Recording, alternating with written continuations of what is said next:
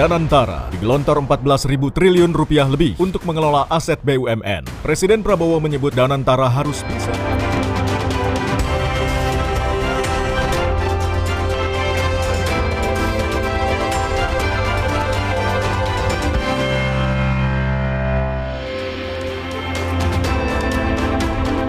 Saudara, Badan Pengelola Investasi Daya Anagata Nusantara (BPI) Danantara akhirnya resmi diluncurkan Presiden Prabowo Senin 24 Februari di Istana Merdeka. Meski sebelumnya sempat mengundang tanda tanya publik kenapa harus ada Danantara, Presiden Prabowo pun sangat yakin Sovereign Wealth Fund Indonesia ini bisa tumbuh berjaya bahkan masuk geng SWF terbesar di dunia. Super Holding BUMN ini akan mengkonsolidasikan dan mengelola aset-aset BUMN besar yang nilainya sekitar 900 miliar dolar Amerika atau setara lebih dari 14.000 triliun rupiah. Nilai yang sangat fantastis. Inilah yang membuat Danantara langsung masuk 10 besar SWF dengan aset terbesar global di bawah JIC Private Limited dan Temasek Holding Singapura hingga Kuwait Investment Authority Kuwait. Tak hanya itu, jumlah aset yang dikelola Danantara setara 43,36% dari perekonomian tanah air.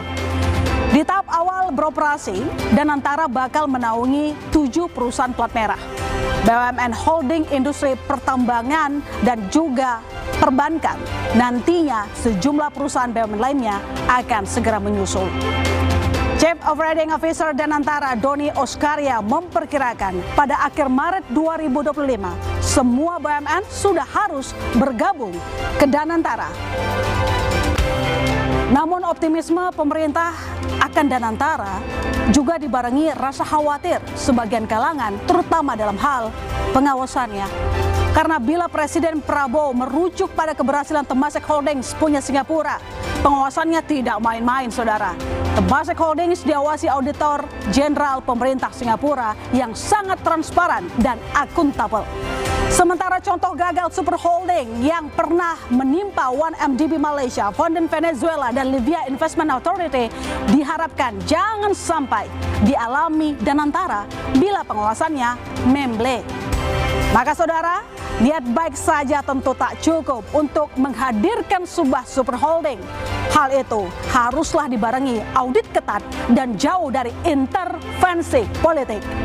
Saudara, inilah Business Talk. Danantara kelola 14.000 triliun rupiah. Siapa audit Danantara? Bersama saya, My Sister Tarigan.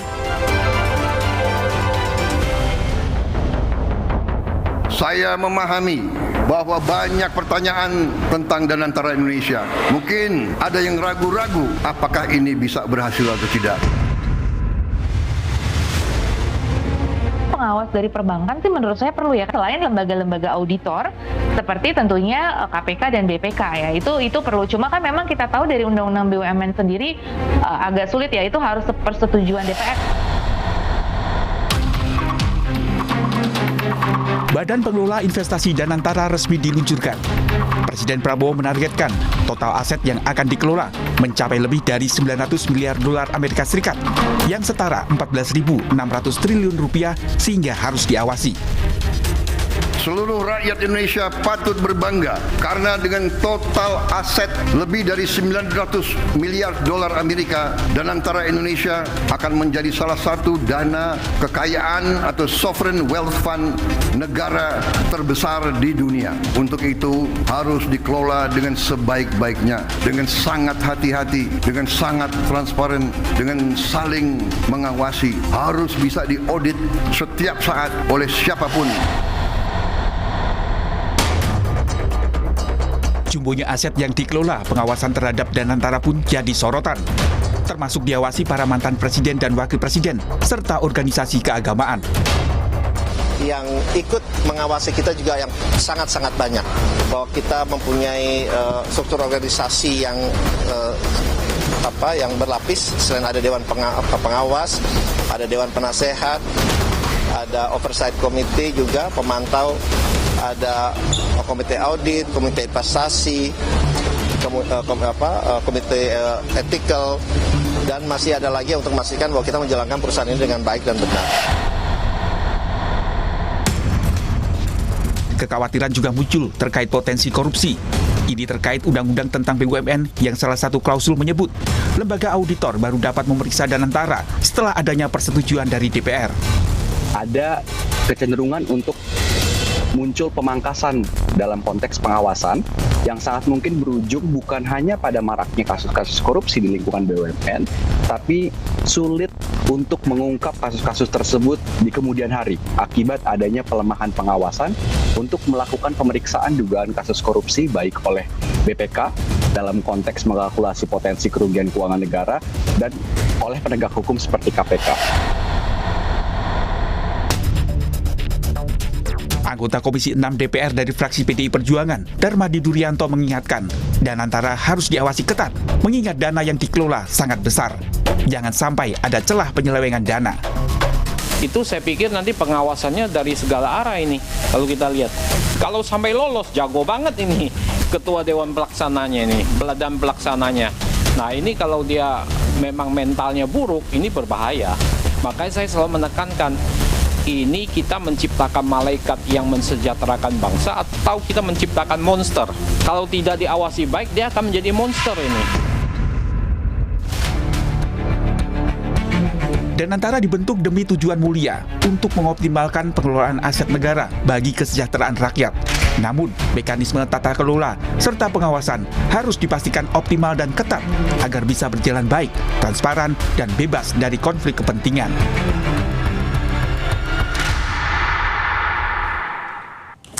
Kelola 14.000 triliun rupiah, siapa audit Danantara? Kita bahas bersama sejumlah narasumber yang telah hadir di studio. Saya menyapa Pak Reski Wibowo, Chairman Arhajata Consulting, anggota pengurus Transparency International Indonesia. Selamat malam Pak Reski. Malam Mbak. Saya juga menyapa Pak Darmadi Durianto, anggota Komisi 6 DPR, fraksi PDIP. Selamat malam Pak. Malam Mbak.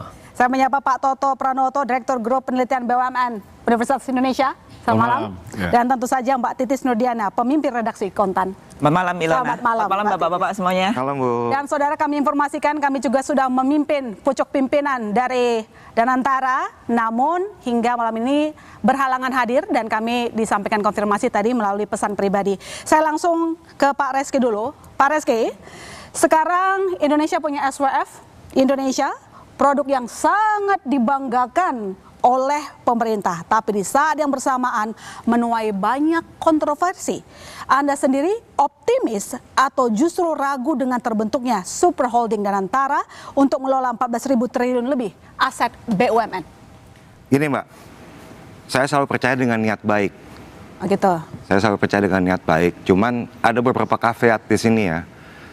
Kita ini di Indonesia ini pasti punya trauma dengan sebelah nih, tetangga sebelah namanya 1MDB. And it's always being everybody's mind bahwa kalau pengelolaan dananya nggak benar, itu ya jadinya sekarang jadi yacht. Jadinya film Wolf of Wall Street, ngumpul-ngumpul lah mereka di Hollywood gitu ya. Nah artinya ini akan bisa berlaku dan jangan kita ngelihatnya cuma di contoh buruknya, dalam arti kita cuma ngeliat SWF-nya, cuma ngeliat yang 1MDB atau Venezuela gitu. Tapi banyak sekali justru SWF yang berhasil. Artinya kalau misalnya kita bisa lihat ini sebagai benchmark, ketakutan ini juga kalau buat saya ini awareness aja. Because there are some people out there who making money, who are making profit, who are making business out there itu. Artinya itu juga jadikan sebagai presiden bahwa sebenarnya SWF itu kalau dikelola dengan baik itu pasti juga akan bisa memberikan benefit kepada bangsa Indonesia. Artinya reaksi-reaksi negatif yang bahkan kita tangkap di media sosial sampai-sampai ada tuh mengajak tarik duit dari bank plat merah begitu. Menurut Anda kenapa reaksi publik seperti ini? Murni karena lihat tetangga yang gagal atau ada unsur lain? Ya kalau saya sih ngeliatnya gini ya, kalau misalnya di sini sebenarnya mungkin reaksi ya. Market is always reaction. Ada reaction yang short, ada reaction yang long. Yang ini short apa long menurut Anda? Kalau menurut saya sih short. Karena apa? Banking itu kalau kita bandingin dari 98 lah ya. The banking industry di Indonesia itu sudah sangat maju. Kita udah kena Basel, kita udah kena IFRS, kita udah kena aturan OJK. Bahkan saya sendiri kalau ngelihat tuh banking itu udah industri yang udah nggak exciting loh buat saya. Kenapa? Karena udah heavily regulated. Artinya sudah terlampau banyak aturan yang mengatur. Artinya kalaupun juga nanti dipergunakan untuk yang seperti yang ditakutkan, saya rasa sih jauh lah ya dengan kondisi kita di 98 gitu. Artinya governance dari banking industry itu jauh gitu. Jadi kalau saya sih ngelihatnya itu mungkin is a short. Karena apa? Orang masih belum lihat nih. Ini binatang apa sih ini sebenarnya SWF nih? Rule of operationnya kayak gimana? Governance-nya kayak gimana? Scope of work dari setiap posisi itu seperti apa? Kan belum jelas nih ya. Kayak mungkin saya coba tadi iseng-iseng nyari regulasinya tuh sampai sekarang saya belum ketemu nih.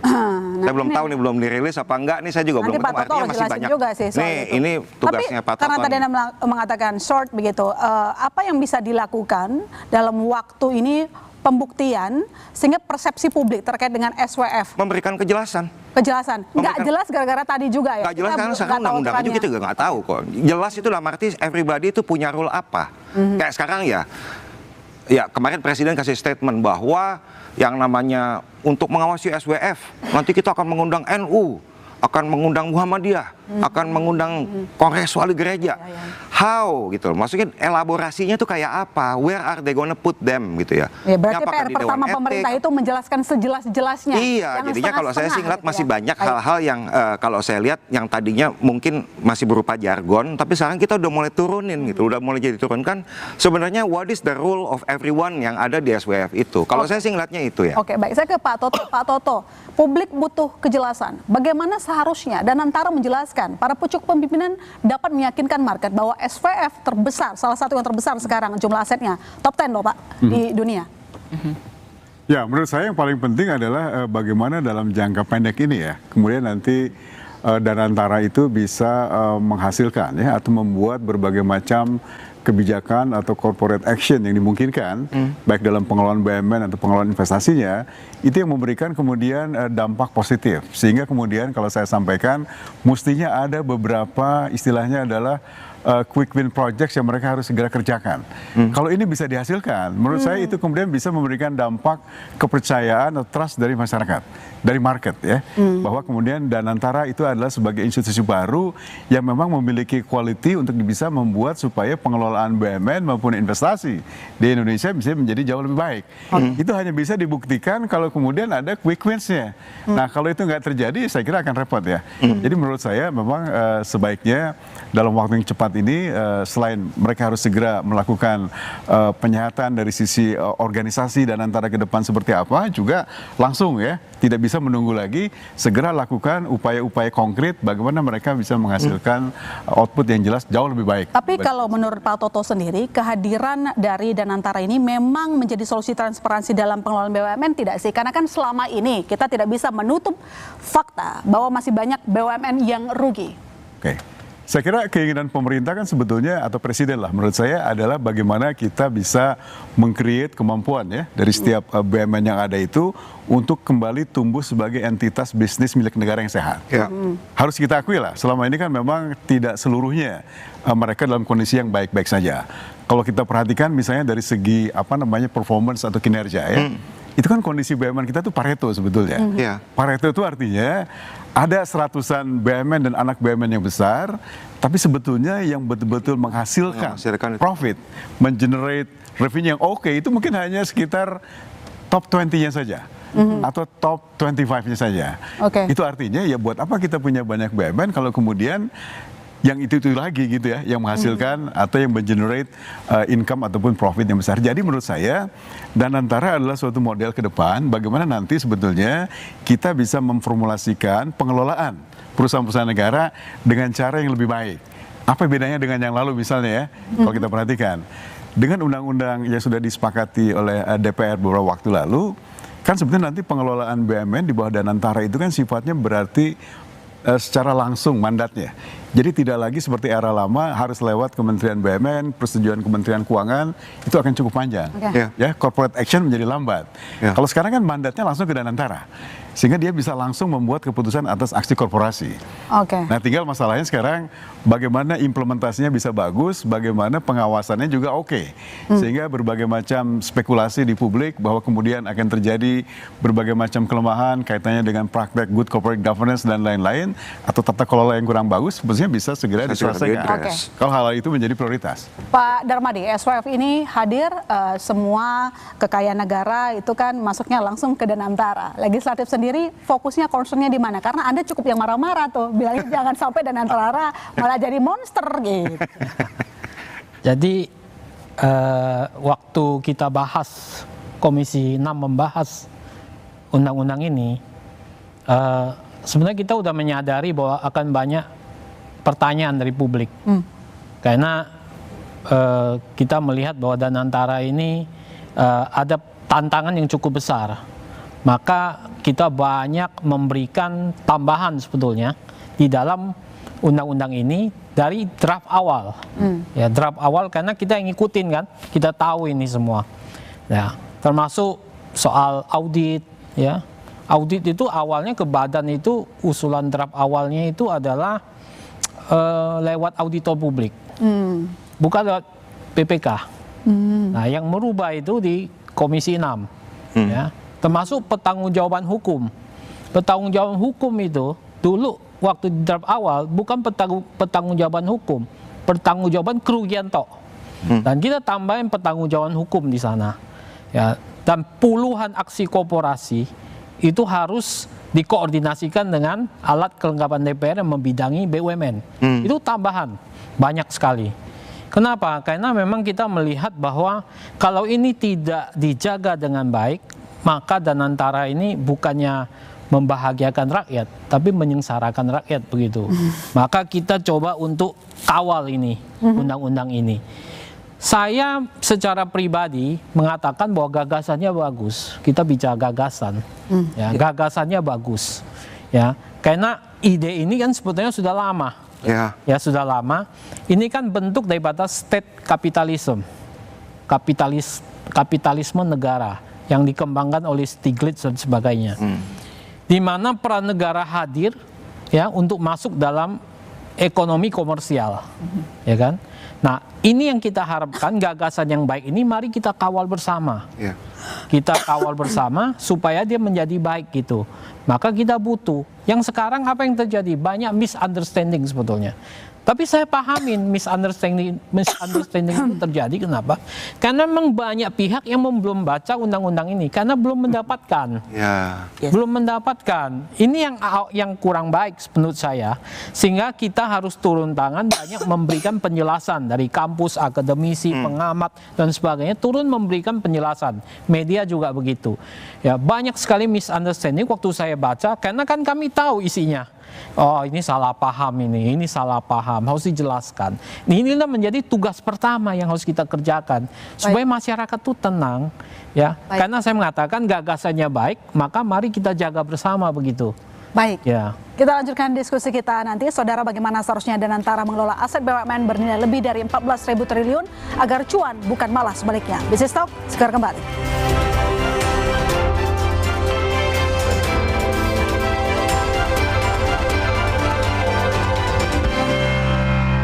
Danantara digelontor 14.000 triliun rupiah lebih untuk mengelola aset BUMN. Presiden Prabowo menyebut Danantara harus bisa diaudit setiap saat. Danantara Indonesia harus dikelola dengan sebaik-baiknya, dengan sangat hati-hati, dengan sangat transparan, harus bisa diaudit setiap saat oleh siapapun. Mengelola dana jumbo perlu pengawasan ekstra ketat. Lalu siapa yang bisa mengaudit Danantara? Selengkapnya di Business Talk, Selasa 25 Februari, pukul 10 malam di Kompas TV. Danantara digelontor 14.000 triliun rupiah lebih untuk mengelola aset BUMN. Presiden Prabowo menyebut Danantara harus bisa diaudit setiap saat. Danantara Indonesia harus dikelola dengan sebaik-baiknya, dengan sangat hati-hati, dengan sangat transparan, harus bisa diaudit setiap saat oleh siapapun. Mengelola dana jumbo perlu pengawasan ekstra ketat. Lalu siapa yang bisa mengaudit Danantara? Selengkapnya di Business Talk, Selasa 25 Februari, pukul 10 malam di Kompas TV. Danantara digelontor 14.000 triliun rupiah lebih untuk mengelola aset BUMN. Presiden Prabowo menyebut Danantara harus bisa diaudit setiap saat. Danantara Indonesia harus dikelola dengan sebaik-baiknya, dengan sangat hati-hati, dengan sangat transparan, harus bisa diaudit setiap saat oleh siapapun. Mengelola dana jumbo perlu pengawasan ekstra ketat. Lalu siapa yang bisa mengaudit Danantara? Selengkapnya di Business Talk, Selasa 25 Februari, pukul 10 malam di Kompas TV. Danantara digelontor 14.000 triliun rupiah lebih untuk mengelola aset BUMN. Presiden Prabowo menyebut Danantara harus bisa diaudit setiap saat. Danantara Indonesia harus dikelola dengan sebaik-baiknya, dengan sangat hati-hati, dengan sangat transparan, harus bisa diaudit setiap saat oleh siapapun. Mengelola dana jumbo perlu pengawasan ekstra ketat. Lalu siapa yang bisa mengaudit Danantara? Selengkapnya di Business Talk, Selasa 25 Februari, pukul 10 malam di Kompas TV. Danantara digelontor 14.000 triliun rupiah lebih untuk mengelola aset BUMN. Presiden Prabowo menyebut Danantara harus bisa diaudit setiap saat. Danantara Indonesia harus dikelola dengan sebaik-baiknya, dengan sangat hati-hati, dengan sangat transparan, harus bisa diaudit setiap saat oleh siapapun. Mengelola dana jumbo perlu pengawasan ekstra ketat. Lalu siapa yang bisa mengaudit Danantara? Selengkapnya di Business Talk, Selasa 25 Februari, pukul 10 malam di Kompas TV. Danantara digelontor 14.000 triliun rupiah lebih untuk mengelola aset BUMN. Presiden Prabowo menyebut Danantara harus bisa diaudit setiap saat. Danantara Indonesia harus dikelola dengan sebaik-baiknya, dengan sangat hati-hati, dengan sangat transparan, harus bisa diaudit setiap saat oleh siapapun. Mengelola dana jumbo perlu pengawasan ekstra ketat. Lalu siapa yang bisa mengaudit Danantara? Selengkapnya di Business Talk, Selasa 25 Februari, pukul 10 malam di Kompas TV. Danantara digelontor 14.000 triliun rupiah lebih untuk mengelola aset BUMN. Presiden Prabowo menyebut Danantara harus bisa diaudit setiap saat. Danantara Indonesia harus dikelola dengan sebaik-baiknya, dengan sangat hati-hati, dengan sangat transparan, harus bisa diaudit setiap saat oleh siapapun. Mengelola dana jumbo perlu pengawasan ekstra ketat. Lalu siapa yang bisa mengaudit Danantara? Selengkapnya di Business Talk, Selasa 25 Februari, pukul 10 malam di Kompas TV.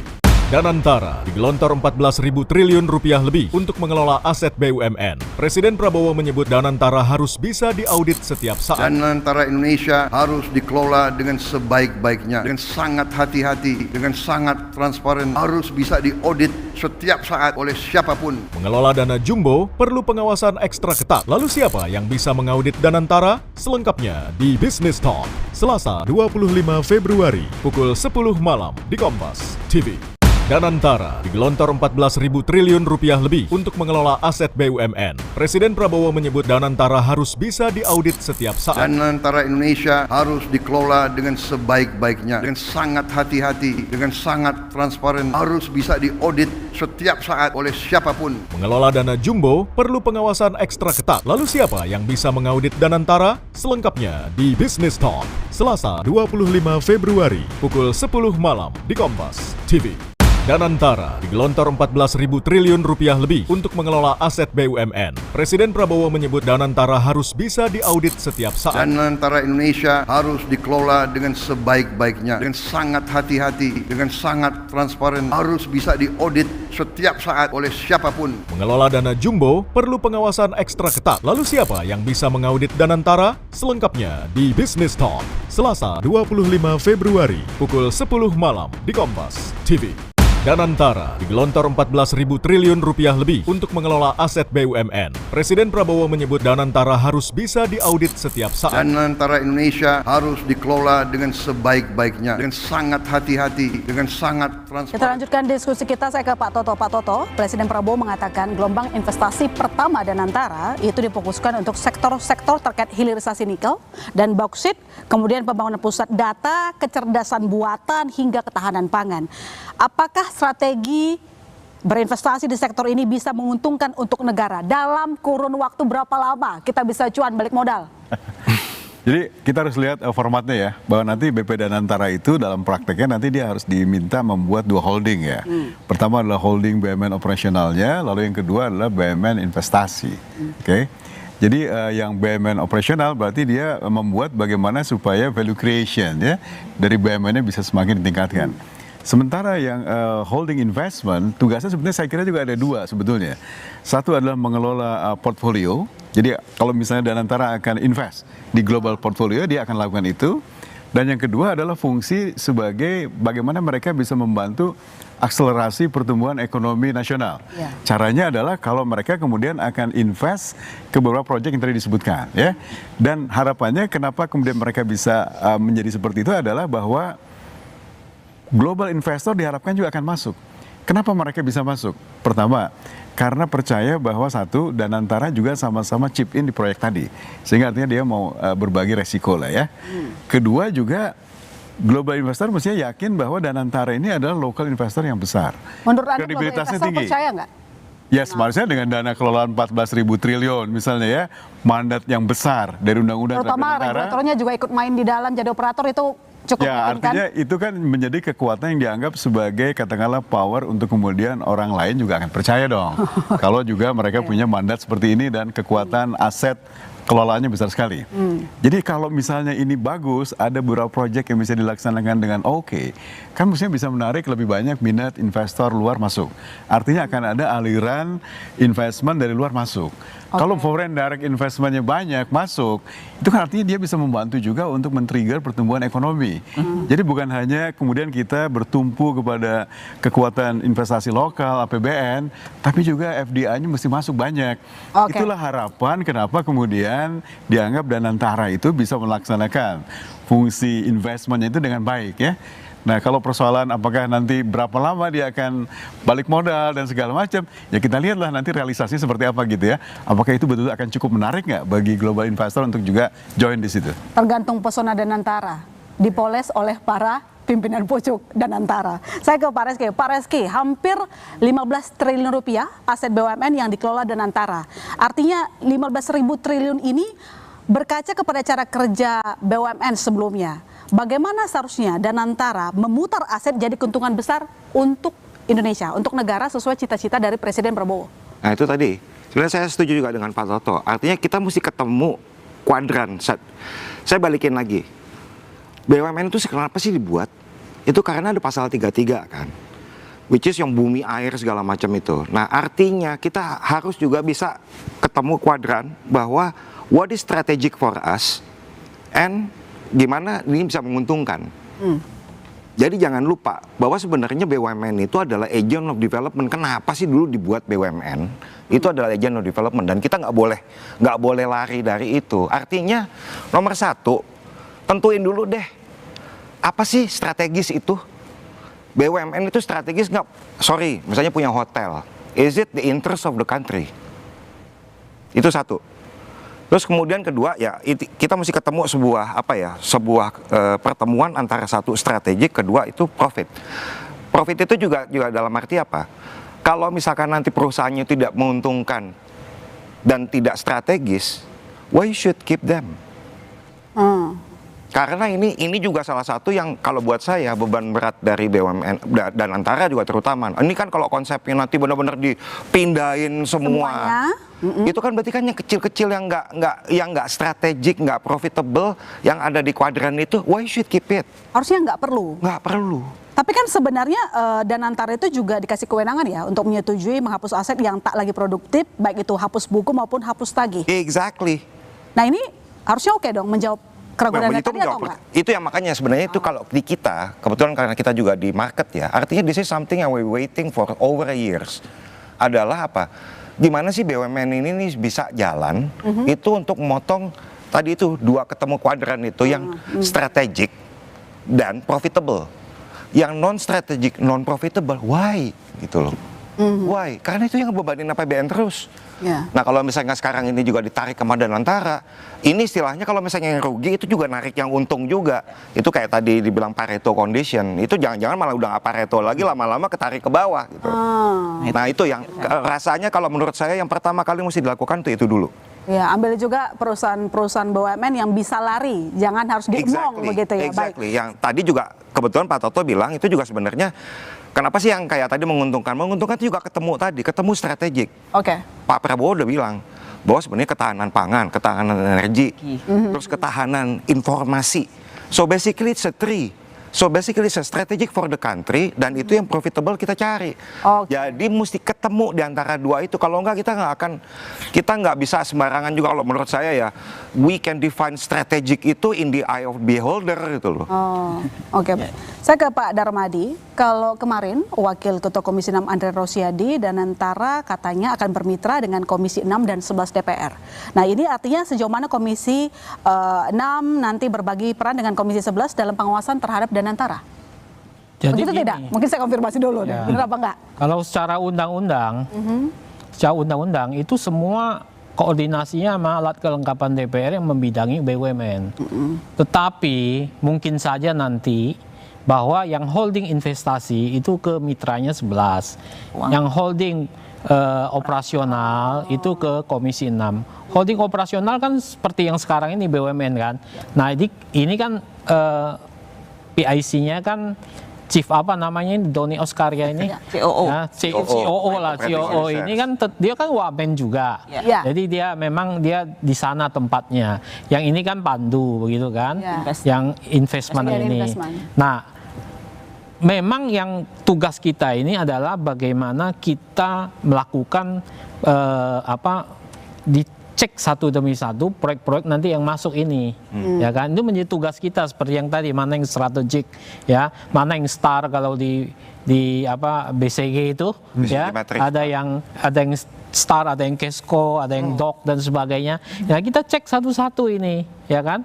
Kan RKAP baik holding investasi maupun holding operasional itu semua dilaporkan, dikoordinasikan dengan Komisi 6 dan satu-satu itu kita akan cek gitu loh. Maka kan saya melihat tantangan ini besar. Kenapa tantangan besar? Karena saya selalu mengatakan kita berhubungan dengan lembaga yang saya sebut tadi, lembaga ekonominya koruptif, lembaga politiknya juga koruptif, parasitik, ekstraktif. Tantangannya kan gini, ya kan? Ya. Jadi kalau ini lembaga ini kemudian masuk dengan kekuatan yang besar berhadapan lembaga yang begitu koruptif ini menjadi tantangan besar, ya. Nah kalau ini tidak dijaga dari awal, maka ini yang akan bahaya begitu. Jadi menjadi tugas kami lah. Maka kenapa waktu nyusun undang-undang ini kita pagarin semua nih, ya, behind the scene-nya ini yang di dalam ini waktu ini bahas ini semua kita pagarin supaya ini terjaga dengan baik. Ya, yang tadi saya katakan gagasannya ini bagus, tapi nanti implementasinya yang kita nanti harus jaga dengan baik gitu. Tapi Pak Darmadi, mungkin nggak Danantara ini bisa bebas dari intervensi politik kalau pengawasannya oleh legislatif yang isinya politisi? Nah itu yang harus dilepaskan, intervensi politik ini. Tantangan yang lain lagi. Ya kan, kalau ini masuk terus menerus, ya ini tentu juga nggak akan kuat juga gitu. Ini bahaya. Kita jelaskan dari awal tantangan seperti ini nggak boleh lagi. Apakah gimana? Apakah ini nggak bisa omong-omong doang? Ya makanya ini kan dan ininya, apakah ini pure aksi bisnis? Tidak juga. Makanya kenapa BUMN yang lain itu yang agak sakit-sakitan itu nggak dibuang, karena memang ada aksi sosialnya juga di dalamnya. Ada TJSL, tanggung jawab sosial lingkungan, ada membantu UMKM, dan perusahaan yang sakit juga nanti kan dari pengelolaan dividen dan sebagainya harus dibantu supaya sembuh, ya kan. Nah ini kan jadi ada BUMN yang agak kurang sehat itu juga harus dibantu juga gitu. Yang dulunya birokrasinya begitu panjang. Pak Reski beda tuh pendapatnya, silakan. Yang birokrasi begitu panjang dulu, ingat nggak Garuda Jiwasraya sampai ekuitasnya negatifnya makin besar karena telat, ya. Akhirnya sekarang bisa cepat.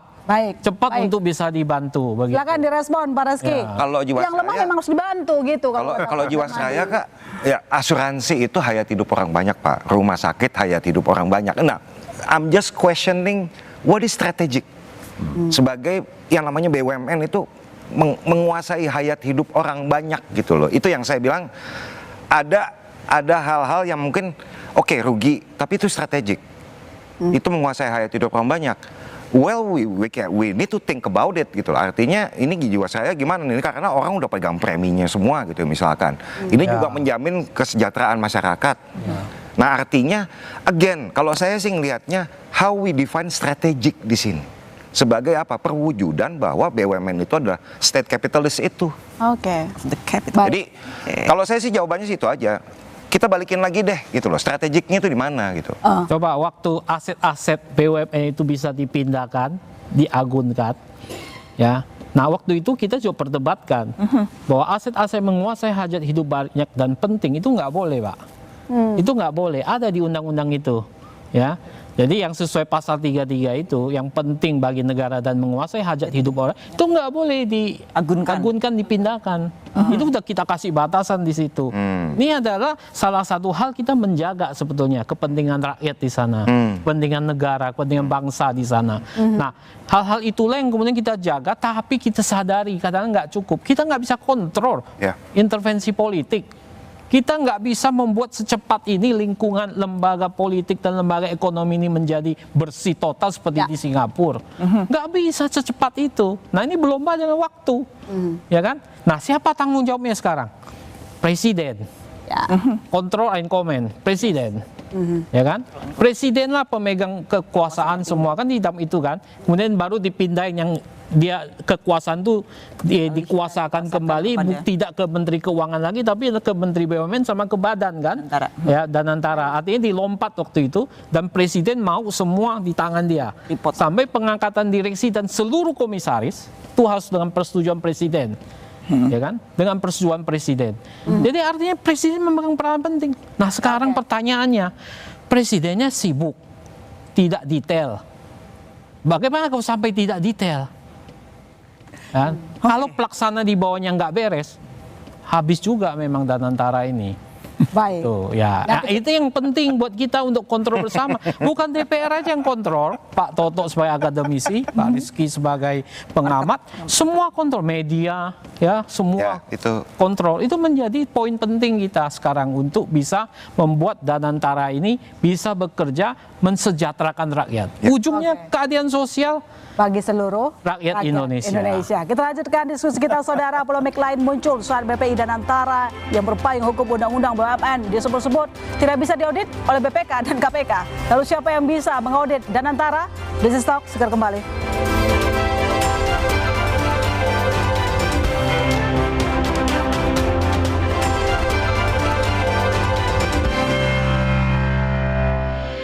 Danantara digelontor 14.000 triliun rupiah lebih untuk mengelola aset BUMN. Presiden Prabowo menyebut Danantara harus bisa diaudit setiap saat. Danantara Indonesia harus dikelola dengan sebaik-baiknya, dengan sangat hati-hati, dengan sangat transparan, harus bisa diaudit setiap saat oleh siapapun. Mengelola dana jumbo perlu pengawasan ekstra ketat. Lalu siapa yang bisa mengaudit Danantara? Selengkapnya di Business Talk, Selasa 25 Februari pukul 10 malam di Kompas TV. Danantara digelontor 14.000 triliun rupiah lebih untuk mengelola aset BUMN. Presiden Prabowo menyebut Danantara harus bisa diaudit setiap saat. Danantara Indonesia harus dikelola dengan sebaik-baiknya, dengan sangat hati-hati, dengan sangat transparan, harus bisa diaudit setiap saat oleh siapapun. Mengelola dana jumbo perlu pengawasan ekstra ketat. Lalu siapa yang bisa mengaudit Danantara? Selengkapnya di Business Talk, Selasa 25 Februari pukul 10 malam di Kompas TV. Danantara digelontor 14.000 triliun rupiah lebih untuk mengelola aset BUMN. Presiden Prabowo menyebut Danantara harus bisa diaudit setiap saat. Danantara Indonesia harus dikelola dengan sebaik-baiknya, dengan sangat hati-hati, dengan sangat transparan, harus bisa diaudit setiap saat oleh siapapun. Mengelola dana jumbo perlu pengawasan ekstra ketat. Lalu siapa yang bisa mengaudit Danantara? Selengkapnya di Business Talk, Selasa 25 Februari pukul 10 malam di Kompas TV. Danantara digelontor 14.000 triliun rupiah lebih untuk mengelola aset BUMN. Presiden Prabowo menyebut Danantara harus bisa diaudit setiap saat. Danantara Indonesia harus dikelola dengan sebaik-baiknya, dengan sangat hati-hati, dengan sangat transparan, harus bisa diaudit setiap saat oleh siapapun. Mengelola dana jumbo perlu pengawasan ekstra ketat. Lalu siapa yang bisa mengaudit Danantara? Selengkapnya di Business Talk, Selasa 25 Februari pukul 10 malam di Kompas TV.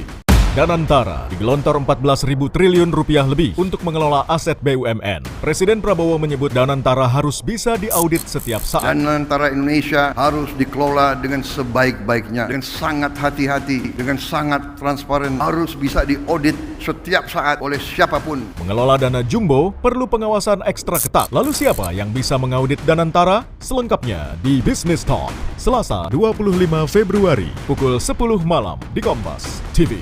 Danantara digelontor 14.000 triliun rupiah lebih untuk mengelola aset BUMN. Presiden Prabowo menyebut Danantara harus bisa diaudit setiap saat. Danantara Indonesia harus dikelola dengan sebaik-baiknya, dengan sangat hati-hati, dengan sangat transparan, harus bisa diaudit setiap saat oleh siapapun. Mengelola dana jumbo perlu pengawasan ekstra ketat. Lalu siapa yang bisa mengaudit Danantara? Selengkapnya di Business Talk, Selasa 25 Februari, pukul 10 malam di Kompas TV. Danantara digelontor 14.000 triliun rupiah lebih untuk mengelola aset BUMN. Presiden Prabowo menyebut Danantara harus bisa diaudit setiap saat. Danantara Indonesia harus dikelola dengan sebaik-baiknya, dengan sangat hati-hati, dengan sangat transparan, harus bisa diaudit setiap saat oleh siapapun. Mengelola dana jumbo perlu pengawasan ekstra ketat. Lalu siapa yang bisa mengaudit Danantara? Selengkapnya di Business Talk, Selasa 25 Februari, pukul 10 malam di Kompas TV.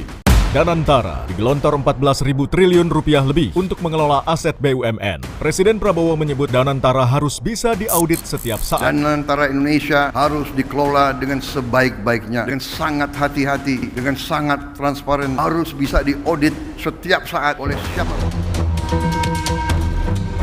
Aset jumbo sebesar 14.600 triliun rupiah yang dikelola Danantara membuat daya tarik potensi bancakan korupsi. Hal itu karena undang-undang tentang BUMN yang menyebut bahwa lembaga auditor baru dapat memeriksa Danantara setelah ada persetujuan dari DPR. Apalagi banyak tokoh politik yang turut mengawasi Danantara sehingga berpotensi terjadi kepentingan politik.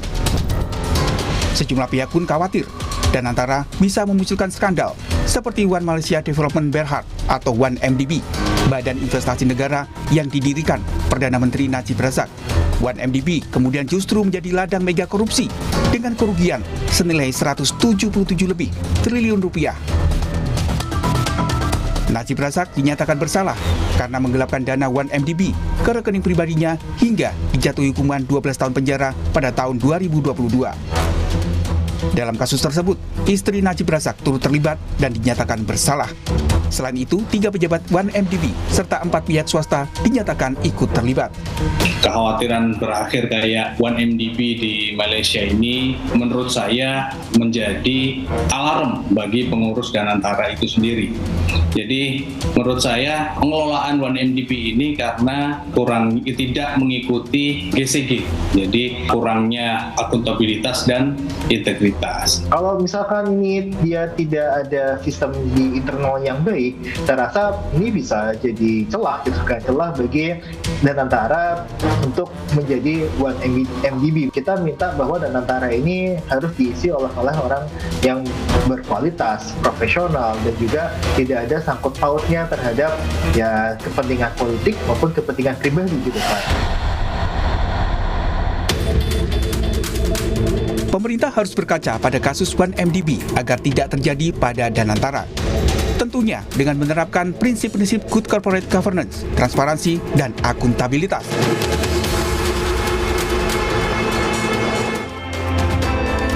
Ya, Pak Reski, munculnya SWF Indonesia dinilai minim check and balance, padahal Danantara mengelola dana fantastis. Bagaimana seharusnya transparansi operasional Danantara agar jangan sampai gagal seperti 1MDB Malaysia? I'm expecting this question. Of course. Mbak, saya punya ini. Victory is always have a lot of parents. Defeat itu is an orphan.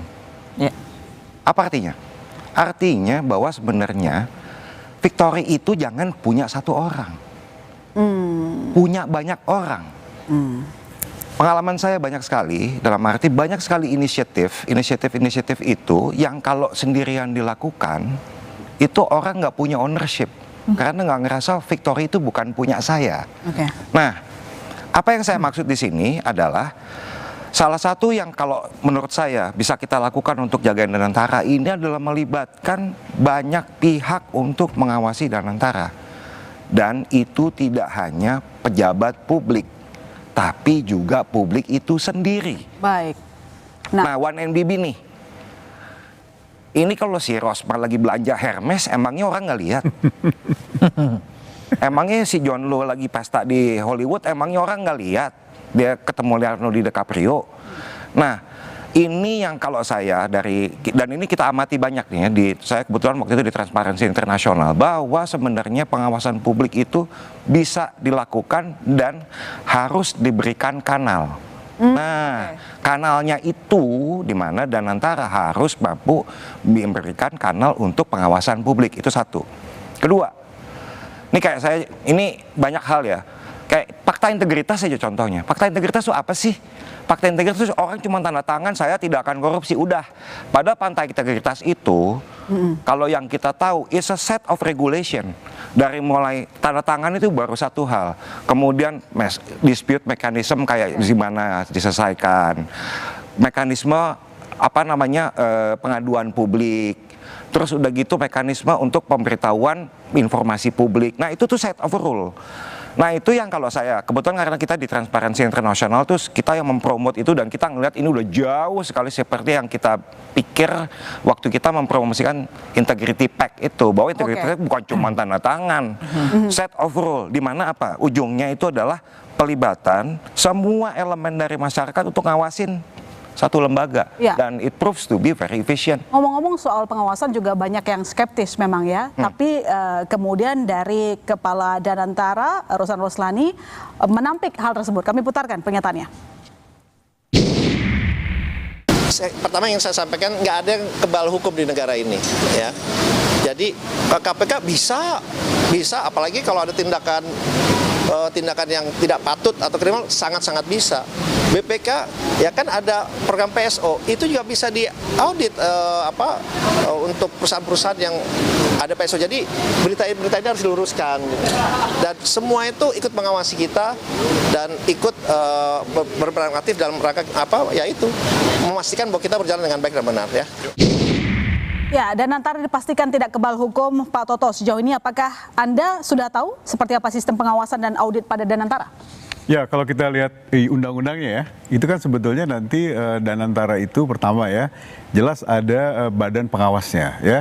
Jelas tadi isinya ada Menteri BUMN, ada Menteri Keuangan, dan satu orang lagi ditunjuk Presiden. Kedua, dia juga kemudian harus melakukan istilahnya adalah laporan dan juga persetujuan kepada DPR kaitannya dengan soal bisnis plan yang mereka akan kerjakan dalam setahun ke depan misalnya. Nah, bisnis plan itu tentunya menjadi alat penting kalau kemudian misalnya dalam perjalanan waktu nanti ada rencana-rencana bisnis yang kemudian tidak masuk dalam bisnis plan tapi kemudian dipaksakan masuk misalnya. Orang bisa tanya, publik bisa melihat. Kalau ada sesuatu yang kemudian dipaksakan di luar bisnis plan yang sudah disetujui dengan DPR misalnya begitu ya. Kedua juga DPR kan juga boleh kemudian menugaskan kepada auditor negara, BPK. Kalau dia kemudian melihat ada sesuatu yang dianggap perlu dilakukan penyelidikan atau investigasi lebih dalam, dia bisa minta BPK masuk ke BP Danantara atau ke BUMN-nya bahkan kalau diperlukan ya. Sehingga dengan mekanisme seperti ini sebetulnya relatifly sudah cukup banyak pihak yang melakukan pengawasan. Apalagi dalam struktur yang kemarin diresmikan juga di luar itu semua juga ada yang disebut dengan komite pengawas. Isinya kan hampir semuanya aparat penegak hukum ya. Mulai dari BPKP di situ ada kepolisian, ada KPK, ada kejaksaan, semuanya ada. Jadi menurut saya dengan model seperti ini sebetulnya pengawasannya sudah berlapis-lapis. Jadi kalau masih nanti juga bisa terjadi masalah-masalah, ya berarti dari something wrong with the system. Karena di atas kertas semuanya udah oke. Ya, pengawasan. Gitu. Baik, Mbak Titi, sebenarnya kan Danantara bukan hal baru, SWF sudah ada di mana-mana begitu. Gimana supaya kita belajar dari yang sukses, karena ada yang sukses, ada yang gagal gitu. Kalau sukses kita bisa lihat China Investment Corporation, Temasek begitu, tapi ada yang gagal tadi kita singgung-singgung, tetangga kita. Gimana? Sebetulnya gini, ya tentu saja yang namanya kisah sukses harus ditiru. Yang gagal harus dihindari. Itu harus, itu prinsip dasarnya. Tapi kalau kita melihat Mbak Ilona dan juga bapak-bapak yang kebetulan ada pada DPR dan ada Pak Toto yang memang terlibat aktif dari ini ya Pak ya. Sebetulnya kalau kita melihat media itu melihat Pak, ini soal komunikasi sebetulnya. Kalau kita ngomongin mengkritisi, oke lah, yang sukses memang harus itu menjadi yang harus karena memang kan tujuannya, idenya oke banget. Tapi ini masalah komunikasi Pak. Satu, komunikasi terkait dengan undang-undangnya BUMN. Itu kan nggak dilakukan, Pak. Nggak ada sebetulnya isinya apa sih? Sehingga kita tuh menjadi tahu, oh Danantara itu seperti ini. Yang kedua, kita ngomongin nih Pak, Danantara sendiri itu sebetulnya seperti apa? Ini tuh komunikasinya masih simpang siur. masih simpang siur sehingga publik ini tidak mengetahui secara clear apa sih sebetulnya. Message-nya bener, message-nya adalah luar biasa bahwa kita itu pengen nih dan pengen namanya BUMN itu bener-bener mampu menjadikan pasal 33 tadi Pak yang kita diskusikan. Masalahnya how-nya. Terus kemudian kita ngomongin Pak 14.000 aset. Jangan pernah dilupakan di market Pak, kita ngomongin bank itu kan Pak berapa ribu triliun itu kan liabilities. Ada kewajiban bank untuk ini. Apakah ini juga dimasukkan sebagai hitungan aset 14.000 triliun itu? Itu yang harus dijawab dulu Pak. Kemudian fungsi sosialnya seperti apa? Kenapa bank dimasukkan dan lain sebagainya itu kan harus dijawab, harus dijelaskan. Ini loh standingnya Danantara itu seperti ini, baik di sisi operasional, kemudian di sisi investment.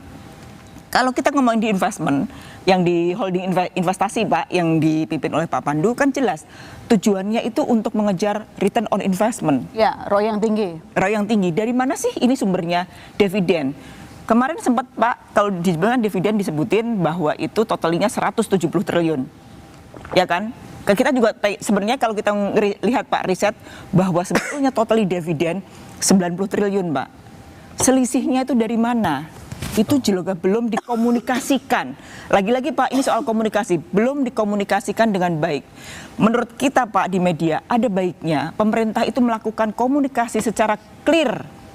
Baik itu satu ke market tentu saja, karena memang tujuannya itu Pak. Market itu ada pasar modal, ada juga investor pengelola dana di luar negeri. Itu harus dijelaskan clear bahwa ini loh tujuannya. Investasi yang kita harapkan tuh seperti ini. Sementara di dalam negeri juga harus dijelaskan Pak. Ini loh nanti itu akan seperti ini. Fungsi sosial tidak akan hilang karena kita ingin seperti ini. Belum kita Pak, kita ngomong ini. Kemarin katanya 7 dulu, kemudian akhir tahun maunya seluruh BUMN masuk. Kita diskusi nih, ada yang buruk, ada yang bagus. Kemudian muncul lagi statement bahwa nanti itu yang bagus bisa menyuntik kepada yang tidak bagus itu, yang lagi sakit. Nah, ini kan menjadi beda. Oh, ini nanti yang investasi dapatnya apa kalau ini perolehannya buat nyuntik yang ini. Bagaimana memaksimalkan investmentnya? Ini masih banyak Messi, Pak. Dan ini menurut saya tugasnya Danantara, tugasnya DPR yang membuat undang-undang harus mengklirkan, meyakinkan ke publik bahwa betul yang namanya Danantara itu sesuai dengan apa yang diinginkan Pak Prabowo. Cita-citanya luar biasa loh, Pak. Kalau kita ngomongin, kan sebetulnya kalau kita ngomongin Pak Prabowo jelas lebih clear-nya kan di bukunya jelas banget, di Paradoks Indonesia itu kalau kita baca kan clear banget. Luar biasa visi misinya, dan kemudian itu kan harus dijawab, dijelaskan oleh para pembantunya. Ini menurut saya soal komunikasi, bagaimana mengkomunikasikan dengan baik tujuan yang bagus itu Pak. Ya, nanti saya mau minta Pak Darmadi untuk menjelaskan kapan kira-kira mendesak BUMN, mendesak Danantara untuk terbuka terkait semua pertanyaan-pertanyaan yang ada saat ini. Saudara, skuad Danantara diisi regulator hingga mantan Presiden Republik Indonesia. Apakah nama-nama regulator yang merangkap sebagai operator Danantara ini bisa menciptakan iklim investasi yang menarik? Kami segera kembali.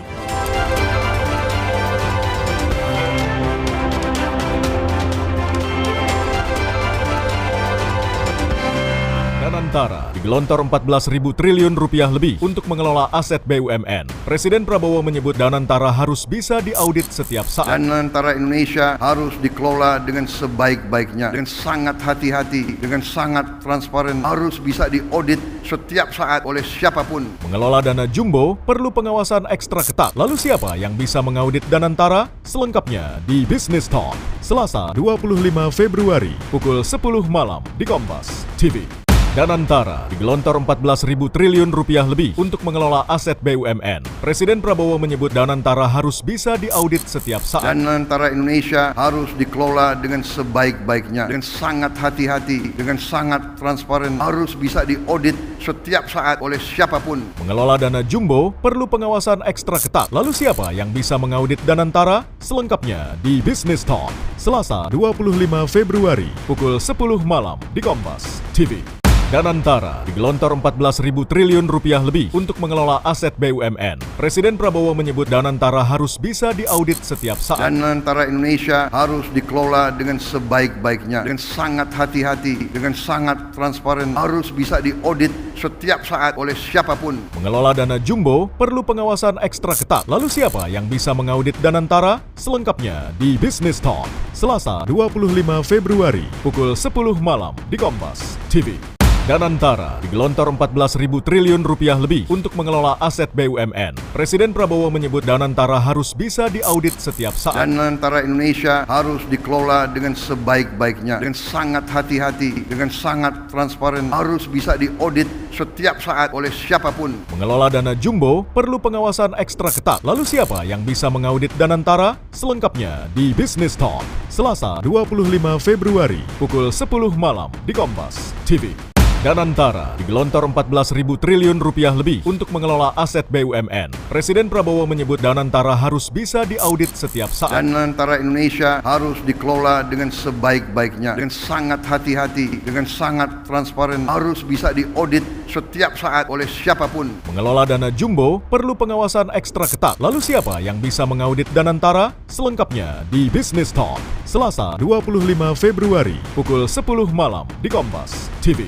Danantara digelontor 14.000 triliun rupiah lebih untuk mengelola aset BUMN. Presiden Prabowo menyebut Danantara harus bisa diaudit setiap saat. Danantara Indonesia harus dikelola dengan sebaik-baiknya, dengan sangat hati-hati, dengan sangat transparan, harus bisa diaudit setiap saat oleh siapapun. Mengelola dana jumbo perlu pengawasan ekstra ketat. Lalu siapa yang bisa mengaudit Danantara? Selengkapnya di Business Talk, Selasa 25 Februari, pukul 10 malam di Kompas TV. Danantara digelontor 14.000 triliun rupiah lebih untuk mengelola aset BUMN. Presiden Prabowo menyebut Danantara harus bisa diaudit setiap saat. Danantara Indonesia harus dikelola dengan sebaik-baiknya, dengan sangat hati-hati, dengan sangat transparan, harus bisa diaudit setiap saat oleh siapapun. Mengelola dana jumbo perlu pengawasan ekstra ketat. Lalu siapa yang bisa mengaudit Danantara? Selengkapnya di Business Talk, Selasa 25 Februari, pukul 10 malam di Kompas TV. Danantara digelontor 14.000 triliun rupiah lebih untuk mengelola aset BUMN. Presiden Prabowo menyebut Danantara harus bisa diaudit setiap saat. Danantara Indonesia harus dikelola dengan sebaik-baiknya, dengan sangat hati-hati, dengan sangat transparan, harus bisa diaudit setiap saat oleh siapapun. Mengelola dana jumbo perlu pengawasan ekstra ketat. Lalu siapa yang bisa mengaudit Danantara? Selengkapnya di Business Talk, Selasa 25 Februari, pukul 10 malam di Kompas TV.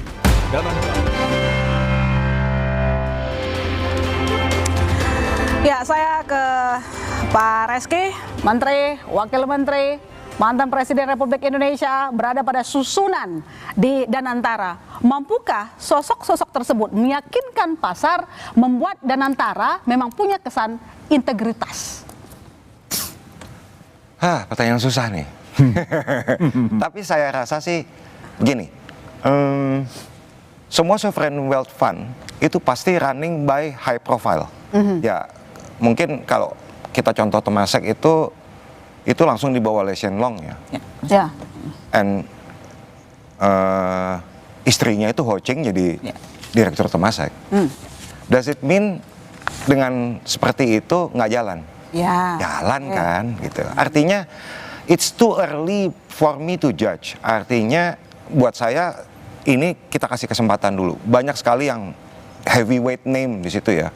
Sampai nyebut Tony Blair itu misalkan. Ya, Tony Blair ada dalam susunan. Itu udah, kalau udah sampai level itu kan berarti kan emang kita udah siap untuk jadi global player artinya ya. Dan nama-nama seperti itu perlu. Dan saya pikir ini juga baru diumumin kemarin ya. It's too early ya. Tapi saya punya optimisme bahwa nama-nama ini sih cukup dikenal secara global ya. Pak Jokowi juga misalkan gitu ya. Berapa kali, ini juga baru terakhir kemarin di MBZ, baru ketemu MBZ misalkan. Itu di situ yang saya tahu, di situ semua private equity, sovereign wealth fund itu pada kumpul semua di situ. Artinya juga masih dihormati. Artinya, Pak Daramadi, sebelum kita melihat mau target dan segala macam, mimpinya besar semua begitu, tapi ternyata ada dasar-dasar yang belum dijelaskan, basic-basic strategiknya, mau ngapain, anggotanya siapa aja. Komisi 6 gimana pertanggungjawabannya sebagai legislatif? Kapan desak mungkin pimpinan Danantara untuk menjelaskan strategik bisnisnya, mau investasi di mana saja, kapan mau jalan, terutama sudah disampaikan Presiden Prabowo Subianto 20 juta dolar Amerika Serikat itu untuk hilirisasi dan kawan-kawan. Ya jadi gini, tentu kan kita belum mendapat strateginya seperti apa, kita kan belum dapat secara detail. Ya tapi pasti kepo dong, tanya. Ya betul. Makanya kan udah disebutkan 20 miliar dolar US di leverage jadi 125 US. Ya. Kemudian setiap proyek 4 miliar US menghasilkan 35 proyek. Ya kan? Proyek-proyek itu kan proyek besar yang mungkin proyek-proyek itu kalau dilimpahkan ke swasta nggak cukup kuat atau cukup kuat tapi nggak banyak yang bisa. Nah, dananya dari mana? Kan udah disebutkan 300T pertama dari dana hasil efisiensi dan rekonstruksi. Udah ke DPR tuh. Udah ke DPR untuk udah presentasi. Itu apa? Dana itu hasil buang lemak-lemak. Ya kan? Yang memang tidak efisien, uang itu dihambur-hamburkan, daripada dihambur-hamburkan ini dipotong 10% dari APBN kira-kira 300T, yang bocornya 30% dipotong 10%, supaya ini tidak dihamburkan, dialihkan ke Danantara, supaya ini bisa buat Danantara ini bekerja buat rakyat. Terus ada kedua, dividen 300, saya jawab ibu nih, pemerintah nih, mewakili pemerintah. Dividen laba 2023 325 triliun. Presentasi Pak Erick Thohir 2025 di DPR 90 triliun. Dari mana ini? Nah 325 triliun itu nanti dividen payout ratio naik. Jadi 80-90%, 300-100 dikembalikan lagi ke BUMN. Itu menjawab. Jadi memang itu nanti dividen payout ratio akan naik. Yang disetor ke Danantara begitu. Nah, bagaimana DPR? DPR ikut nanti sekarang mengedukasi juga. Maka kan kita tampil nih ya menjelaskan ke publik. Tapi tentu yang kita harapkan pemerintah aktif gitu kan. Seperti pertanggungjawaban hukum. Siapa yang pertanggungjawaban hukum? Kalau di badan udah jelas organ badan, menteri dan karyawan badan bisa dimintain pertanggungjawaban hukum. Organ badan apa? Banyak nggak ngerti organ badan itu siapa. Badan pengawas dan badan pelaksana menjadi organ badan. Itu bisa semua. Ya? Jadi artinya nanti kalau mereka melanggar hukum dengan kriteria yang ada, lalai, ya sengaja dan sebagainya, mereka bisa dituntut secara hukum. Ekspektasi kita adalah semua harus transparan. Mbak Titi sebagai penutup, singkat saja, apakah kita redaksional optimistis bahwa dengan adanya Danantara mampu meningkatkan sumbangsi investasi ke pertumbuhan ekonomi yang selama ini selalu stagnan sekitar 30%, bahkan 2024 itu di bawah 30%? Harapannya seperti itu tentu saja kita semua. Kita semua berharap. Agak lemes ngomongnya, Mbak. Ya kita bukan. Harapannya kan namanya lembaga baru kan, lembaga baru BUMN ya namanya BUMN ya kita harapannya memang benar-benar menjadi game changers gitu kan, game changer. Ini seperti itu kan. Tentu saja kasih waktu dulu lah. Kita nggak bisa baru sehari gitu kan, baru sehari. Karena mau ngejar 8% sama mengejar Astacita, Danantara ini salah satu solusi. Benar, karena dari itu kan yang lain yang dari investasi tadi. Baik. Nggak ada yang ngejar 8%, menciptakan lapangan kerja 19 juta sesuai dengan sasarannya Pak Presiden Prabowo. Apa yang bisa kita harapkan selain Danantara ini? Ya, moga-moga Danantara harapan kita jadi new agent of development. Ya, harapan kita bersama Danantara hasilnya baik, sukses, bisa sesuai dengan cita-cita menjadi salah satu SWF terbesar dan sukses besar. Terima kasih Bapak-bapak, Mbak Titis telah bergabung di Business Talk. Saya terima kasih Pak Reski, Pak Toto, Pak Darmadi, dan Mbak Titis. Dengan demikian saudara, saya masih tertarik undur diri. Sampai jumpa Selasa depan di Business Talk.